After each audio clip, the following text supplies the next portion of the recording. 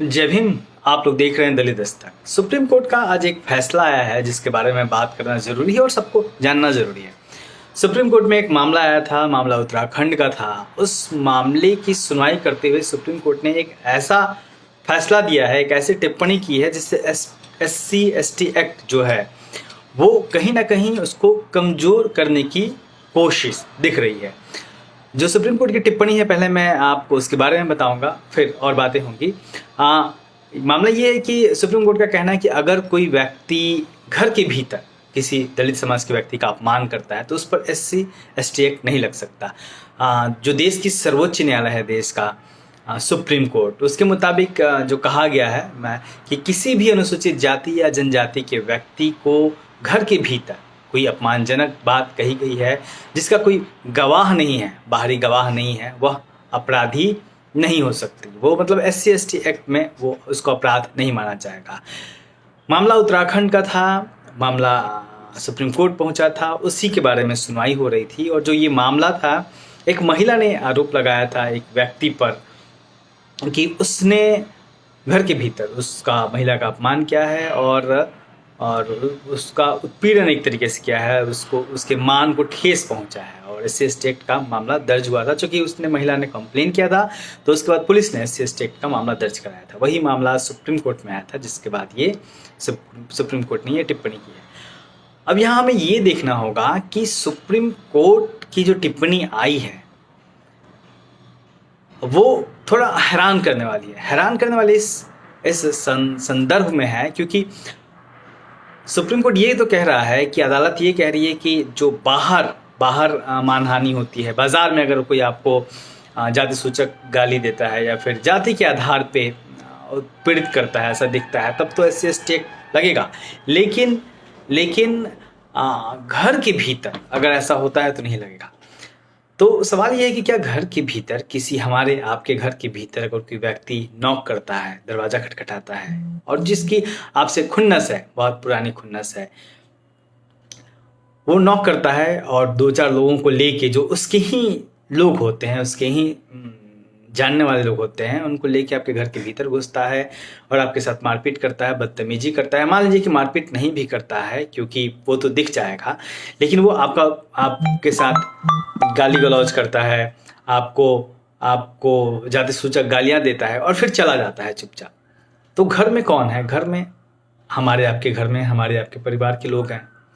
और वो जो व्यक्ति आया वो अपने लोगों के साथ आया, वो तो गवाही देंगे नहीं और आपकी गवाही मानी नहीं जाएगी। तो ये जो एक फैसला, सुप्रीम कोर्ट की जो टिप्पणी है, ये सोच में डालने वाली है, ये कई सवाल खड़े करने वाली है।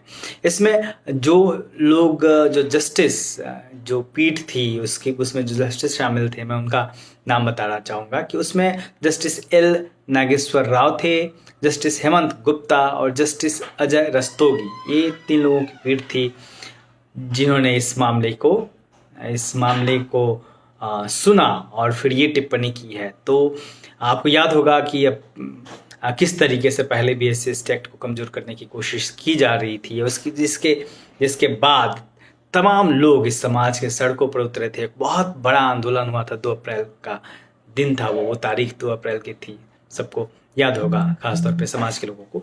तो बहुत बड़ा आंदोलन हुआ था। इसके बाद मामले को फिर जो हमारे देश का, हमारे जो लोकसभा है, वहाँ पे मामला पहुँचा था और फिर जो कानूनी कार्रवाई होती है, फिर जिस तरीके से वो हुआ था और फिर इस मामले को एक जो दलितों का पक्ष था वो सुना गया था और वो जो चाहते थे, उनकी जो मांग थी वो कायम रखी गई थी। लेकिन फिर उसके बाद से कई बार इस तरीके की छोटे फैसले आते रहे हैं जो कहीं ना कहीं सीधे तौर पे तो एक बार ये नहीं कहा जा रहा कि SC/ST एक्ट अब खत्म हो गया है, क्योंकि और जाहिर सी बात है कि अगर ऐसा कोई कहता है तो उसके बाद आंदोलन तय है।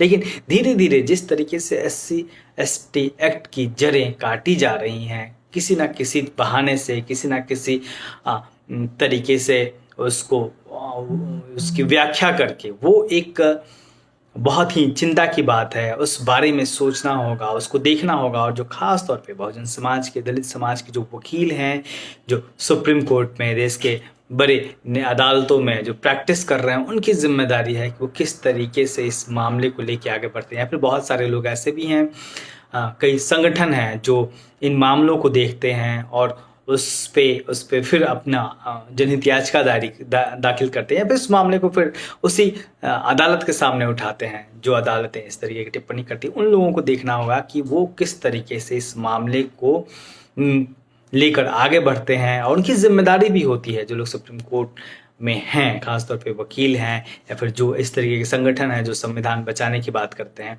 उनकी एक जिम्मेदारी है कि वो